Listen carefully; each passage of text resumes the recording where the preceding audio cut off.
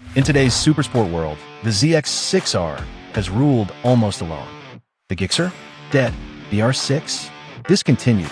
The CBR? Not even globally sold. Then, CFMoto dropped the 750SR-S. Bigger engine, more tech, sharper aero, and a comfier ride. But, is it actually the better bike? If we're talking horsepower, the old-school, track-oriented ZX-6R, with its high-revving engine, obviously makes more top-end power, putting out about 13 more horses than the CFMoto. But torque tells a different story. The CFMoto is tuned to be more street and commuter-friendly. It actually puts out around 11 Nm more torque. What really shakes things up, though, is the weight. The 6R is roughly 15 kilos lighter than the SR-S, which gives it a noticeably better power-to-weight ratio, about 16% higher overall.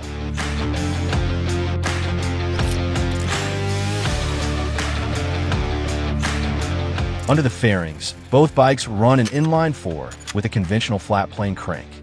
But when it comes to displacement, the 750SR-S lives up to its name with 750cc, giving it a clear capacity advantage over the 6R, which has 114cc less. Now, to squeeze out more power, the Ninja doesn't just rely on high revs, it also runs a higher compression ratio. As for the valve train, both use a conventional double overhead cam setup.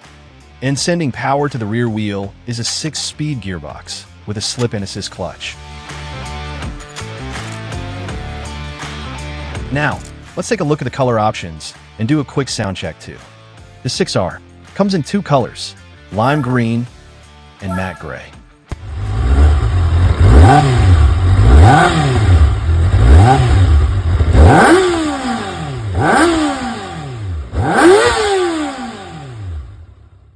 The CFMoto also gets two options, white and black.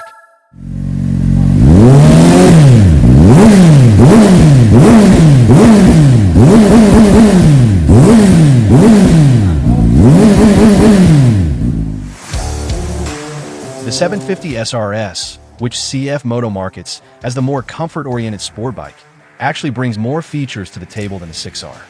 Thanks to the IMU, you get cornering ABS and lean-sensitive traction control, while the Ninja doesn't get any of those. Neither of these bikes has ride-by-wire, so the quick shifter is upshift only on both.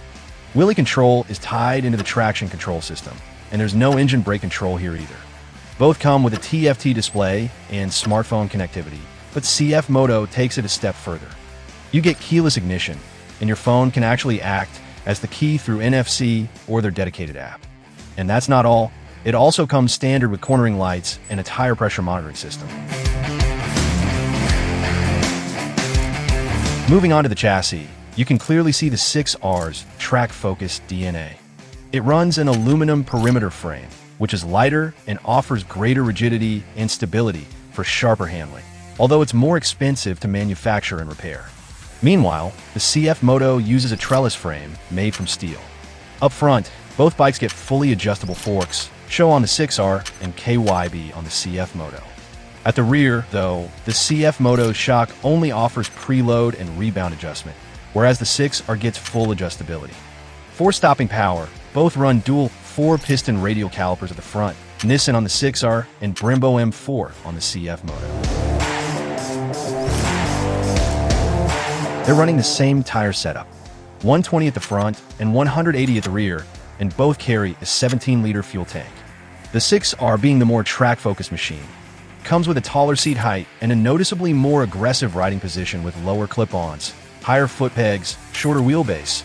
Everything about it is designed to feel sharp, compact, and ready to attack corners. Meanwhile, the CFMoto takes a different approach. It's clearly set up to be more road-friendly and comfortable, with a slightly more relaxed riding triangle that makes a lot more sense for daily riding. As for pricing, we don't have official numbers for the SR-S yet, but realistically, expect it to come in cheaper than the 6R. I'd say somewhere in the ballpark of $1,000 to $3,000 less. So, at the end of the day, which one should you choose? Well, it really comes down to what kind of riding you actually do. If you spend a lot of time on track, the 6R is clearly the better choice. It's got that high-revving engine with a stronger top-end rush that just loves to be pushed hard on track. The suspension is fully adjustable, The aluminum perimeter chassis delivers sharper handling and better feedback, and the aggressive riding position lets you tuck in properly. It's also more compact and lighter, which makes it feel quicker and more precise when you're throwing it into corners. In short, if your priority is performance and track capability, the 6R makes a lot of sense. But if you're looking for something that looks fast, still runs properly quick, but remains comfortable enough for daily commuting, then the CFMoto is probably the better bet. Looks-wise, I'll be honest, I actually think it looks better. It carries CFMoto's latest sport bike design language, and it genuinely looks good.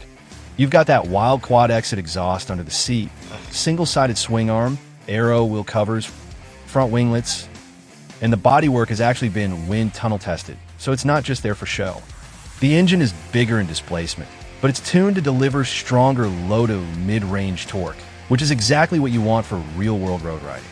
Yes, it's a bit heavier, but it makes up for that with a more complete electronics package and rider aids that make daily use much more enjoyable. The riding position is also noticeably friendlier on your back and wrists. And let's be real, pricing will almost certainly come in lower than the 6R. So, have you made up your mind? Which one would you pick? Drop your thoughts in the comments below, and don't forget to like, subscribe, and I'll see you in the next one.